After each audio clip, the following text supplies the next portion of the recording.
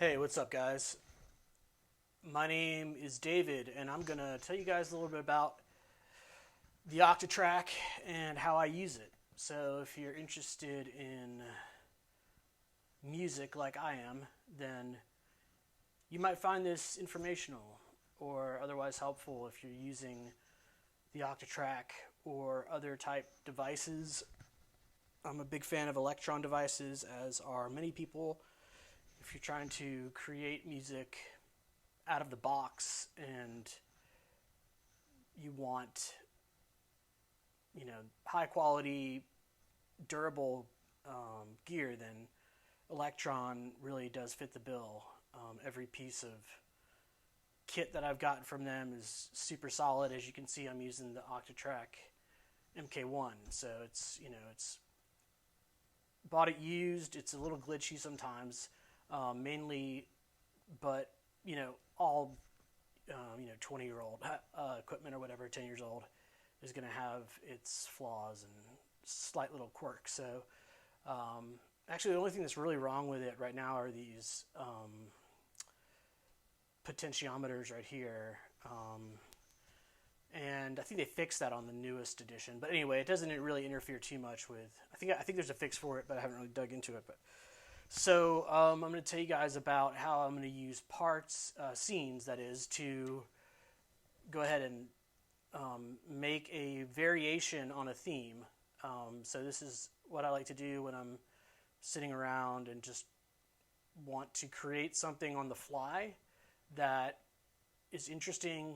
I don't usually do much as far as like doing any type of mastering or anything. I just kind of do this for fun. So I'm not an expert or anything. Don't take anything I say real seriously, but if it helps you out, then that's, I guess, good. So basically, Octatrack 8 tracks. I'm sure you know about it. There's tons of videos online about it. You can use parts, and that's really a really cool way to make even more variation. But recently, what I've been doing is just trying to basically use one part, 16 scenes. So each part has 16 scenes, and those scenes are basically like little different effects blocks, if you will. So you can change the effects, not really the actual type of effect, but the way the LFOs interact with the effects. So it becomes super creative, and when you start breaking it down into parts, then you can actually change the effects per part. So that makes it even more creative, but that kind of opens up a whole other can of worms, and it's like going down a rabbit hole. But I've actually been able to pretty accurately use parts to make changes. Like if you want to make if you're doing what I'm doing right now, and then you want to make like a turn into a new part of your song, or a new song, if you will, you could use the parts as a way to basically change your song in a more like dramatic or like a hard turn to make it completely different. But some people don't even mess with that, but I found that's pretty interesting way. Sometimes I've used tracks 1 through 4 for part 1, 5 through 8 for part 2, 9 through 12 for part 3, and 13 through 16 for part 4. And you can do that, and it works pretty well, actually. So you break it into 4 sections of your song or whatever you want to do. And actually the Digitact and the Octatrack, they work well. I have them all synced up. So anyway, I'm talking too much, but so let's go ahead and get on with this. Basically, I have each part can be assigned to one side of the crossfader. The way I do it is, it seems like a pretty easy way, a pretty efficient way of doing it is to go ahead and have the parts 1 through 8 assigned to scene A, and then 9 through 16 will go for part B. And that's how you can transition. So a lot of times what I will do is I'll have like my main beats going on the left side, like 1 through 8. And then when I want to break it down without a beat, I'll just switch over to scene B and use scene B, all these 9 through 16 scenes are like without a beat, so like a breakdown or whatever you want to call it. So anyway, we'll get into this, and I'll just show you how I work and what I do. And there's various ways of doing transitions. There's a bunch of videos online. One of the ways I like to do it is to use, I mean, there's so much you can do. It's phenomenal. But anyway, I use track 7 as my build-up track, and basically this has just like risers, followers, things like that, LFO type noise effects that go for like 16 bars or whatever, 8 bars, and so those will let you do like big, like better like build-ups until you switch over to a new part. So we'll try to show that a little bit. I use that on scene 7, and you can actually cue that. And you see this is a build-up of something, and I'm just letting it play. And this is affected by the LFOs, okay? And then that would be like the breakdown. So this is affected by the LFOs on that scene, whatever that scene has on the LFOs. So anyway, it's just a little something to keep in mind. It's a good way to do that, and you can change that throughout. You can actually have access to your whole entire sample pool. It's really nice. Okay, so here we go. So I'm going to start off with this, and I actually have some semi-modular stuff. I'm using the Neutron and the K2, and I also have the Microfreak synced up to some of that stuff. I can show you some of this. So got the Microfreak, and then I got the Neutron, and then the K2. You can't really tell. There's a bunch of patch cables going into that. So I have it patched up. Probably need a little bit better light, but anyway, yeah, it's really patched up to a lot of different settings and modulation routings and such. So anyway, all right, let's see what we can do with getting on with this song here.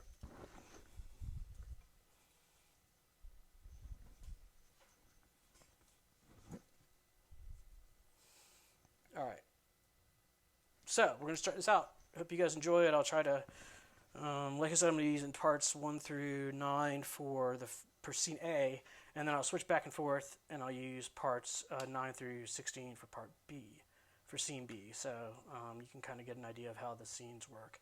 What I do is try to go through and like make sure all of them have different variations. It's basically variations on a theme, you know, like come up with a beat, and then you can have different variations, 16 different variations of that same type pattern that you have going, which is really fun for just doing like one pattern chopped up 16 different ways. And there's all other types of ways to actually chop the samples and things like that. I'm not going to get into that right now. This is how I use it, kind of processing external gear. Right now I'm only using 2 tracks right here on track 1 and track 2. This is like some percussion. This is some the basic drum beat, and then this is a through machine, and this is a through machine, and that's how I'm processing all the stuff that's coming back into the Octatrack from all my external gear. So I use 2 3 tracks, a build-up track, and I reserve these for like sampling and oversampling and things like that, or resampling. So anyway, yeah, I'll be making more of these videos if you're interested in the Octatrack or just Electron or workflow. I mean, everyone does it differently, so if you find something you like, feel free to like and subscribe and all that jazz, and if you have any questions, let me know. All right, here we go. So I'm starting on track 1, scene A, scene 1. All right, here we go.